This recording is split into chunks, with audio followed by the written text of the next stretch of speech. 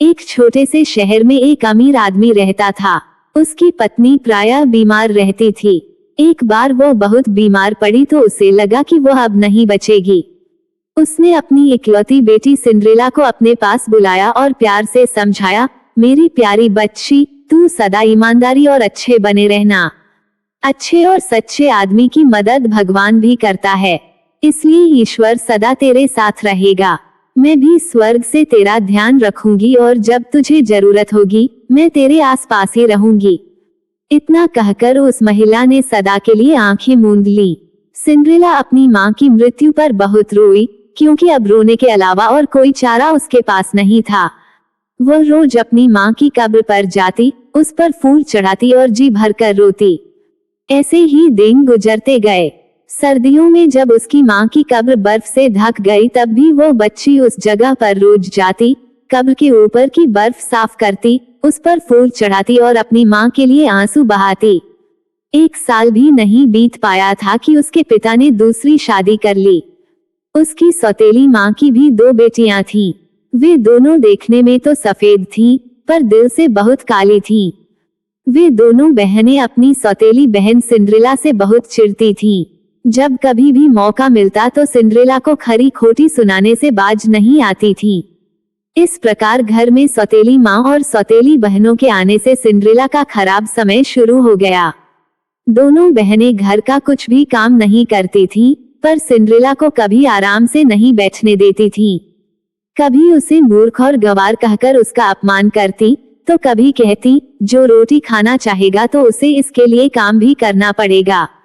तू तो रसोई में ही ठीक रह सकती है, जा रसोई में, यहाँ क्यों बैठी है। उन दोनों बहनों ने सिंड्रेला के सारे खिलौने और सुंदर सुंदर कपड़े भी उससे छीन लिए तथा अपने पुराने तथा भद्दे से कपड़े उसे पहनने के लिए दे दिए और उसके सुंदर से जूतों की जगह उसे लकड़ी के जूते बनवा कर दिए, ताकि जल्दी जल्दी वह जूते न तोड़े। उसे भद्दे और मैले कपड़े पहनाकर दोनों सौतेली बहन जी भरकर उसका मजाक बनाती। अपने पिता से भी अपना दुख कह नहीं सकती थी, क्योंकि एक तो वह सारा दिन व्यापार में व्यस्त रहता और दूसरे, वो अपनी दूसरी पत्नी के मामले में दखल देना नहीं चाहता था। इसलिए जैसा उसकी सौतेली माँ और बहनें करती या कहती, वह भी चुपचाप सहन करती रहती। अब रसोई के सारे काम उसे ही करने पड़ते। उसे सुबह सुबह जल्दी उठा दिया जाता, क्योंकि उसके सोने का स्थान अब उसका रसोई घर ही था। रोज सुबह सुबह वह पानी भरकर लाती, घर के सभी लोगों के लिए नाश्ता खाना बनाती, उनके कपड़े धोती और पूरे घर की सफाई करती। इन सब कामों के बाद भी उसकी सौतेली माँ और दोनों बहनें खरी खोटी सुनाती रहती। जरा सा भी नुकसान होने पर उसे मार भी पड़ती। घर का सारा काम खत्म करने के बाद अगर कुछ समय बचता तो सौतेली माँ उसके आगे अनाज और दालें साफ करने को रख देती। पानी की कमी की वजह से सिंड्रेला रोज रोज स्नान भी नहीं कर पाती थी, इसलिए गंदे कपड़ों और उलझे हुए बालों से उसकी शक्ल एक नौकरानी जैसी हो गई। उसे देखकर कोई भी यह नहीं कह सकता था कि वो किसी अमीर बाप की बेटी है। एक बार उसका पिता एक मेले में जाने के लिए तैयार हुआ तो उसने पहले अपनी दोनों सौतेली बेटियों से पूछा, तुम्हें मेले से क्या मंगाना है। बड़ी लड़की ने कहा, मुझे सुंदर सुंदर कपड़े चाहिए। दूसरी लड़की ने कहा, मुझे मोतियों और बहुमूल्य पत्थरों की मालाएं चाहिए। आखिर में उसने सिंड्रेला से पूछा, तुम मेले से अपने लिए क्या मंगाना चाहती हो। सिंड्रेला बोली, पिताजी, मेरे लिए आप चिलगोजे का एक छोटा सा पौधा लाइएगा। जब आप वापस घर आएंगे तो रास्ते में जरूर मिल जाएगा। मेले में अमीर आदमी ने अपनी पत्नी और दोनों सौतेली बेटियों के लिए वो सब कुछ खरीदा जो उन्होंने मंगाया था, पर अपनी सिंड्रेला के लिए पौधा उसे मेले में कहीं नहीं मिला। जब वो अपने घर जाने लगा तो रास्ते में उसे चिलगोजे का एक छोटा सा पौधा लगा दिखाई दिया। उसने उसे उखाड़ लिया। वह सोचने लगा कि सिंड्रेला ने कोई भी कीमती चीज न मांगकर चिलगोजे का एक नन्हा सा पौधा ही क्यों मांगा, पर उसकी समझ में कुछ नहीं आया। घर पहुंचकर उसने मेले से लाए उपहार तीनों बेटियों के दिए। सिंड्रेला ने वह नन्हा पौधा ले जाकर अपनी माँ की कब्र के पास लगा दिया। पौधा लगाते समय उसे इतना रोना आया कि पौधे की सारी मिट्टी उसके आंसुओं से गीली हो गई। धीरे धीरे वह पौधा बड़ा होने लगा। सिंड्रेला हर रोज सुबह शाम अपनी माँ की कब्र पर जाती, उसके पास अपने सारे दुख सुनाती और जी भरकर रो लेती। पौधा बड़ा होने लगा। चिलगोजे के उस छोटे से पेड़ पर एक सफेद चिड़िया आकर रहने लगी। जब कभी सिंड्रेला अपनी माँ की कब्र पर अपनी कोई इच्छा प्रकट करती तब वो सफेद चिड़िया उसकी हर इच्छा को पूरा कर देती। एक बार की बात है, वहां के राजा ने अपने राजकुमार की पसंद की लड़की ढूंढने के लिए एक उत्सव आयोजित किया। यह उत्सव 3 दिनों तक चलना था। इस उत्सव में उसने अपने राज्य की सभी सुंदर और अमीर घरों की लड़कियों को निमंत्रण भेजा। सिंड्रेला की दोनों सौतेली बहनें, जो सुंदर भी थीं और अमीर बाप की बेटी भी, इस उत्सव के लिए आमंत्रित थीं। राजमहल से निमंत्रण पाकर दोनों बहनें खुशी से फूली न समाईं। उन्होंने सिंड्रेला को बुलाकर अपनी कंधी करवाई, फिर उससे अपने जूतों पर पॉलिश करवाई, उसी से उन जूतों के फीते बंधवाए और फिर अच्छी तरह सज धज कर दोनों बहनें बोली, तू घर का सारा काम ठीक ढंग से करना, हम दोनों राजमहल के उत्सव में जा रही हैं। उन दोनों के जाने के बाद सिंड्रेला को बहुत रोना आया, क्योंकि वह खुद भी इस उत्सव में जाना चाहती थी, पर उसके पास न ही सुंदर कपड़े थे और न ही सुंदर जूते। उसने अपनी सौतेली माँ से महल में जाने की अनुमति मांगी, तो वह चीखकर बोली, तू भाग्यहीन तो पूरी तरह से चूल्हे की राख से अटी हुई है। राजकुमार के विवाह में जाएगी, भाग यहाँ से और चुपचाप घर का काम कर, यह उत्सव तेरे लिए नहीं है। सिंड्रेला फिर भी अपनी माँ से अनुनय विनय करती रही तो सौतेली माँ ने तंग आकर 2-3 दालें मिलाकर उसे साफ करने के लिए बोली, अगर तू ये तीनों दालें 2 घंटे में अलग कर देगी तो मैं तुझे जाने की अनुमति दे सकती हूँ। सिंड्रेला ने दालों की वह थाली चुपचाप उठाई और बाहर बाग में बैठकर अपनी माँ को याद करके रोने लगी। वह सोचने लगी कि अगर उसकी अपनी माँ आज जिंदा होती तो वह भी इस उत्सव के लिए जरूर जाती।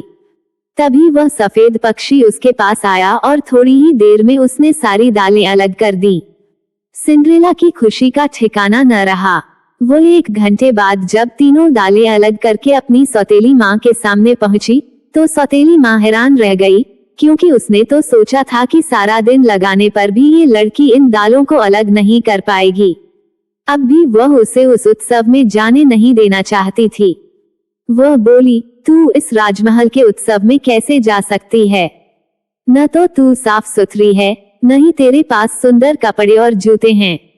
राजमहल के सारे लोग तेरा मजाक बनाएंगे और इससे तेरे पिता की भी बदनामी होगी। इतना कहकर वह अपनी दोनों बेटियों के साथ घोड़ा गाड़ी में बैठकर राजमहल की ओर चल दी। अब घर में उसके सिवाय और कोई नहीं था। वह दौड़कर अपनी माँ की कब्र पर गई और उस चिलगोजे के पेड़ के नीचे बैठकर रोते हुए बोली, ओ प्यारे नन्हे पेड़, खुद को थोड़ा हिला डुला और मुझ पर सोना चांदी गिरा।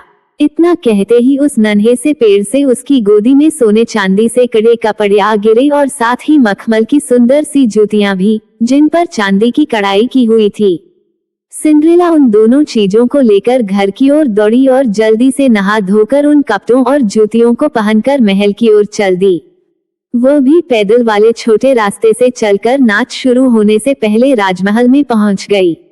उसकी सौतेली माँ और सौतेली बहनों की नजर जब उस पर पड़ी तो वे उसे बिल्कुल नहीं पहचान पाईं, क्योंकि वह इस समय सोने चांदी से कड़े कपड़े और मखमली जूते पहनकर पूरी तरह राजकुमारी लग रही थी। नाच शुरू होने के कुछ देर बाद राजकुमार सिंड्रेला के पास आया और उसके साथ नाचने की इच्छा व्यक्त की। वो खुशी से राजकुमार के साथ नाचने लगी। जब राजकुमार बहुत देर तक सिंड्रेला के साथ ही नाच करता रहा तो उस उत्सव में आई अन्य सभी लड़कियों को राजकुमार पर बहुत गुस्सा आया। जब कोई अन्य लड़की राजकुमार के साथ नाचने के लिए उसके पास जाती तो वह कहता, अभी नहीं, बाद में। इस तरह राजकुमार सिंड्रेला के साथ नाचता रहा। धीरे धीरे शाम होने लगी तो सिंड्रेला का दिल घबराने लगा। वह राजकुमार से अपने घर वापस जाने की आज्ञा मांगने लगी, पर राजकुमार उससे इतना प्रभावित था कि उसका साथ छोड़ने के लिए तैयार नहीं था। वो खुद भी उसके साथ घर जाना चाहता था, क्योंकि वह ये जानना चाहता था कि इतनी सुंदर बेटी किसकी है और कहाँ रहती है। इधर सिंड्रेला को अपने घर पहुंचने की जल्दी थी, क्योंकि वह अपनी सौतेली माँ और बहनों से पहले घर पहुंचना चाहती थी। वो बहाना बनाकर राजकुमार से हाथ छुड़ाकर चुपचाप महल के पिछले दरवाजे से बाहर निकल गई। अपनी सौतेली माँ और दोनों बहनों के घर पहुंचने से पहले ही वो अपने पुराने कपड़े पहनकर घर के काम में लग गई। अपने सुंदर से कपड़े उसने उसी पेड़ के नीचे रख दिए। वो सफेद पक्षी उसे वापस ले गया। दूसरे दिन फिर उसकी सौतेली माँ अपनी दोनों बेटियों को पहले से ज्यादा सजा धजाकर राजमहल ले गई। उन तीनों के जाने के बाद वह दौड़ी दौड़ी अपनी माँ की कब्र पर गई और उस पेड़ को हिलाती हुई बोली, ओ मेरे प्यारे नन्हे पेड़, खुद को थोड़ा हिला डुला और मुझ पर सोना चांदी गिरा। उस पेड़ ने उस पर पहले की तरह सोने चांदी की कढ़ाई वाले कपड़े गिरा दिए। आज के कपड़े और जूते पिछले दिन के कपड़ों और जूतों से भी सुंदर थे। उन कपड़ों में वह जैसे ही राजमहल में घुसी, सबकी निगाहें उसी पर टिक गईं। राजकुमार भी उसे ढूंढता हुआ उसके पास पहुंच गया। वो उसका हाथ पकड़कर नाचने वाले हॉल में ले गया और उसी के साथ नाचने लगा। आज भी वह केवल उसके साथ नाचना चाहता था। लड़कियों की भीड़ में उसे केवल यही एक लड़की पसंद आई थी। जैसे ही शाम होनी शुरू हुई, वह घबराने लगी। उसे नाचने में कोई आनंद नहीं आ रहा था। वो अपनी माँ और बहनों से पहले अपने घर पहुंचना चाहती थी। जब उसने घर जाने की इच्छा व्यक्त की तो राजकुमार भी उसके पीछे पीछे चल पड़ा। राजकुमार की नजर बचाकर वह पीछे के दरवाजे से झाड़ियों में गुम हो गई। बेचारा राजकुमार अंधेरे में देख नहीं पाया। राजकुमार महल के पीछ वाले बाग में उस सुंदर लड़की को ढूंढता रह गया और इधर सिंड्रेला ने झट से अपने सुंदर कपड़े उतारकर अपनी माँ की कब्र के पास वाले पेड़ के नीचे रखे और वहीं मैले कुचले कपड़े पहनकर अपने दोनों हाथ और मुंह चूल्हे की राख से ऐसे रंग लिए जैसे लगे कि वह सारा दिन रसोई से बाहर ही नहीं निकली है। उसकी सौतेली माँ जब अपनी दोनों बेटियों के साथ घर पहुंची तो उसे बहुत तसल्ली हुई कि वह सुंदर लड़की सिंड्रेला नहीं थी, जबकि उस लड़की की सूरत उससे बहुत मिलती जुलती थी। तीसरे दिन भी जब सौतेली माँ अपनी दोनों बेटियों को लेकर राजमहल के उत्सव के लिए रवाना हुई तो सिंड्रेला दौड़ी दौड़ी अपनी माँ की कब्र के पास गई और उसने उस पेड़ के नीचे खड़े होकर अपनी पहले वाला गाना फिर दोहराया तो फिर से उस पेड़ से चमक धमक वाले सुंदर कपड़े उसके हाथ में आ गिरे और बाद में असली सोने की बनी हुई सैंडल भी। जल्दी से नहा धोकर वह सुंदर कपड़े और सोने की सैंडल पहनकर राजमहल में पहुंची। आज फिर सब उसकी सुंदरता तथा कपड़ों की देखते रह गए। नाच अभी शुरू नहीं हुआ था क्योंकि राजकुमार अपनी पसंद की सुंदर और सुकोमल लड़की को ढूंढ रहा था। जैसे ही सिंड्रेला नाच वाले बड़े हॉल में घुसी तो राजकुमार तेजी से उसके पास आया और उसे अपने साथ नाचने के लिए आमंत्रित किया। अगर कोई और लड़की उसके साथ नाचने की इच्छा व्यक्त करती तो वो यही कह देता, अभी कुछ इंतजार करो, मैं बाद में तुम्हारे साथ नाचूंगा। इसी तरह नाच करते करते शाम होने लगी और सिंड्रेला को घर जाने की जल्दी होने लगी। राजकुमार के सामने उसने बहाना बनाया और तेजी से राजमहल से गायब हो गई। राजकुमार काफी देर तक उस लड़की के वापस आने की प्रतीक्षा करता रहा।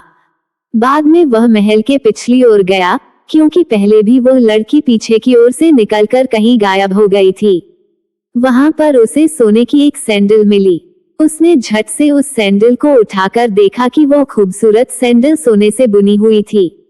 राजकुमार ने अपने पिता के सामने शर्त रखी कि वो उसी लड़की से विवाह करेगा जिसके पैर में सोने की यह सैंडल ठीक ठीक आ जाएगी।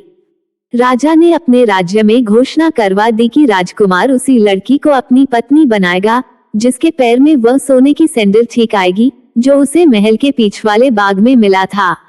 राज्य की सभी सुंदर लड़कियों और सिंड्रेला की दोनों सौतेली बहनों ने भी उस सैंडल को पहनकर देखा, पर वो किसी के पैर में पूरी तरह ठीक नहीं आई।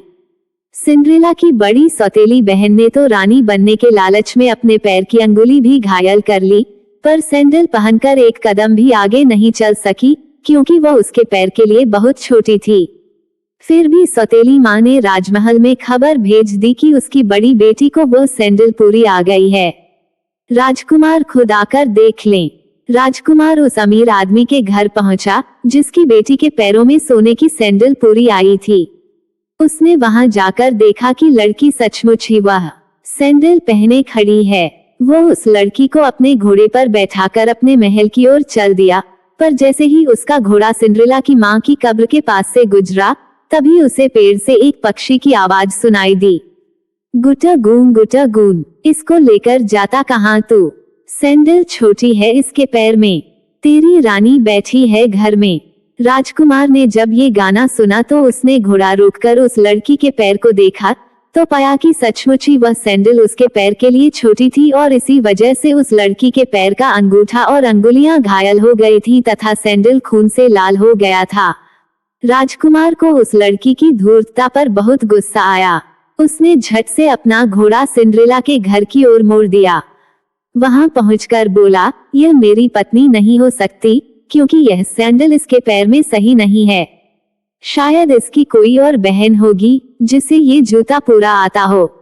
सौतेली माँ ने झट से अपनी दूसरी बेटी को बुलाया और उसे वह सैंडल पहनाकर देखा, पर उसके पांव की अंगुलियां कुछ बड़ी थीं। फिर भी लालची माँ ने उस लड़की को ये सैंडल जबरदस्ती पहना दी। लड़की बड़ी मुश्किल से 4-5 कदम चलकर राजकुमार के पास पहुंची। राजकुमार ने उसे अपने घोड़े पर बैठाया और महल की ओर चल दिया। जैसे ही वह सिंड्रेला की मां की कब्र के पास पहुंचा तो उसे फिर वही गाना सुनाई दिया। वह घोड़ा रोककर नीचे उतरा तो उसने देखा कि बड़ी बहन की तरह उसके पैर से भी खून निकल रहा था। वो फिर अपने घोड़े को वापस उस लड़की के घर ले गया और उसकी मां से बोला, ये लड़की भी मेरी रानी नहीं बन सकती क्योंकि यह सैंडल इसके पैर के लिए भी छोटी है। क्या तुम्हारी और कोई बेटी है? अमीर आदमी बोला, नहीं, पर मेरी पहली पत्नी की लड़की है जो अब इस घर में नौकरानी का काम करती है। वह तुम्हारी रानी बनने के लायक नहीं है। राजकुमार ने जब उस लड़की से मिलने की इच्छा व्यक्त की तो सौतेली माँ बोली, नहीं नहीं, तुम उस गंदी लड़की से नहीं मिलो तो अच्छा है, वो बहुत गंवार है। पर राजकुमार उसी क्षण उसी लड़की से मिलना चाहता था। अतः हारकर सौतेली माँ को राजकुमार के सामने सिंड्रेला को उपस्थित